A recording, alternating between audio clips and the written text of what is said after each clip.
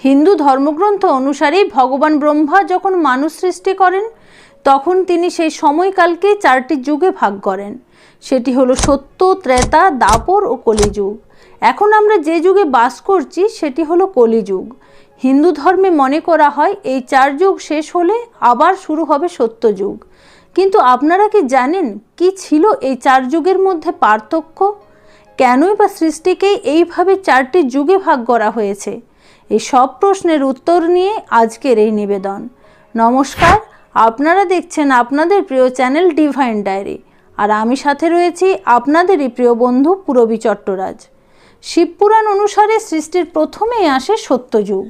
এই যুগে মানুষজন ছিল সৎ, তাদের জ্ঞান, ধ্যান ও তপস্যাই ছিল আসল। এই যুগে সব সময় শান্তি বিরাজ করত, কারণ সত্যযুগে সমস্ত মানুষেরই ছিল বেদের জ্ঞান। তাই সত্যযুগকে আদর্শ যুগ বলে মানা হতো। এই যুগে মাতা, পিতা, গুরু এবং গুরুজন ব্যক্তিদের সেবা ও সম্মান করত মানুষ। তাদের মধ্যে ছিল না কোনো লোভ, লালসা, হিংসা। তারা একে অপরকে ভালোবেসে কাজ করত। সেই সময় মানুষের রোগ অসুখও ছিল না। পুরাণ অনুসারে এই সত্যযুগের সময় ছিল 17,28,000 বছর। এই সময় মানুষ ছিল 32 ফুট উঁচু লম্বা, আর আয়ু ছিল 10,000 বছরেরও বেশি। যেভাবে সময়কালকে 4টি ভাগে ভাগ করা হয়, তেমনি ধর্মকেও 4টি স্তম্ভে ভাগ করা হয়, যেমন তপস্যা, শুদ্ধতা, সততা ও দয়া। এক একটি যুগ শেষ হবার সঙ্গে সঙ্গেই একটি করে স্তম্ভও ভেঙে যায়। যেমন সত্যযুগের শেষ হবার সঙ্গে সঙ্গেই শেষ হয়ে যায় তপস্যা স্তম্ভ। শুরু হয় একটি নতুন যুগ, ত্রেতা যুগ। এই যুগে জ্ঞানী লোকের সংখ্যা কমতে শুরু করে। ত্রেতা যুগে মানুষ কর্তব্য তো পালন করত, কিন্তু নিজেদের ইন্দ্রিয়কে বশ করতে পারত না সত্যযুগের মতো। ত্রেতা যুগে লোভ, লালসা, ঈর্ষা করতে দেখতে পাওয়া যায়। মানুষে মানুষে যুদ্ধ করতে দেখতে পাওয়া যায়। এই সময় মানুষকে 4টি শ্রেণীতে ভাগ করা হয়: ব্রাহ্মণ, ক্ষত্রিয়, বৈশ্য ও শূদ্র। ত্রেতা যুগের সময় 12,96,000 বছর। এই সময় মানুষ 21 ফুট লম্বা হতো, আর আয়ু 10,000 বছর পর্যন্ত।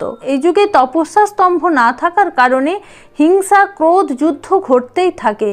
আর এই কারণেই ভগবান বিষ্ণু শ্রীরাম অবতারে জন্ম নিয়ে এই সবের বিনাশ করে। এইভাবে শেষ হয় আরও একটি যুগ, তার সঙ্গে শেষ হয় ধর্মের আরও একটি স্তম্ভ, শুদ্ধতা। এরপর শুরু হয় দাপর যুগ। এই যুগে মানুষ ধর্ম, কর্ম থেকে বিরত থাকতে শুরু করে।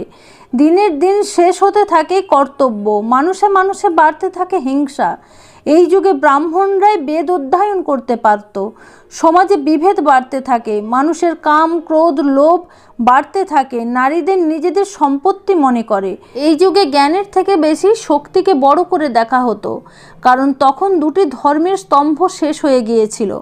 দাপর যুগে মহাভারতের মতো যুদ্ধ হয়। দাপর যুগে অধর্মের বিনাশ করতেই ভগবান বিষ্ণু শ্রীকৃষ্ণ রূপে অবতীর্ণ হন। শ্রীমদ্ ভাগবত গীতার মাধ্যমে শ্রীকৃষ্ণ জ্ঞানের প্রচার করেন। এই দাপর যুগের সময়কাল 8,64,000 বছর। এই সময় মানুষ 11 ফুটের মতো লম্বা হতো এবং আয়ু 1000 বছর হতো। এইভাবেই শেষ হয় দাপর যুগ। ধর্মের আরও একটি স্তম্ভ শেষ হয়। এরপর শুরু হয় সবথেকে ভয়ানক যুগ, কলিযুগ। কারণ এই সময় তপস্যা, সততা, শুদ্ধি কিছুই নেই। মানুষ শুধু স্বার্থ, লোভ, লালসার শিকার। এই যুগে মানুষ অল্প বুদ্ধি সম্পন্ন হয়। কলিযুগে মানুষ স্বার্থপর হয়ে ওঠে। মাতা পিতাদের সেবা, ধর্ম, কর্তব্য সব কিছু থেকে বিরত থাকতে পছন্দ করে। মানুষ বেশি ভোগবিলাসী হয়ে পড়ে। এই যুগে মানুষ 6 থেকে 7 ফুটের মতো লম্বা হয় এবং আয়ু 80 থেকে 90 বছরের মধ্যে। কলিযুগের সময়কাল 4,32,000 বছর। কলিযুগকে অভিশপ্ত যুগও বলা হয়। কিন্তু কলিযুগে যদি কেউ একদিন ধর্মকর্ম করে, সেটি সত্যযুগের 10 বছর, ত্রেতা যুগের 1 বছর এবং দাপরে 1 মাসের সমান হয়। কলিযুগে শুধু শ্রীহরির নাম নিলেই মানুষের মুক্তি লাভ হয়। মানুষের এই অধর্ম শেষ করতে জন্ম নেবে বিষ্ণুদেবের কল্কি অবতার। শেষ হবে কলিযুগ, আবার শুরু হবে আর এক সত্যযুগের। আজকের এই কাহিনী আপনাদের কেমন লাগলো কমেন্ট বক্সে লিখে জানাতে ভুলবেন না।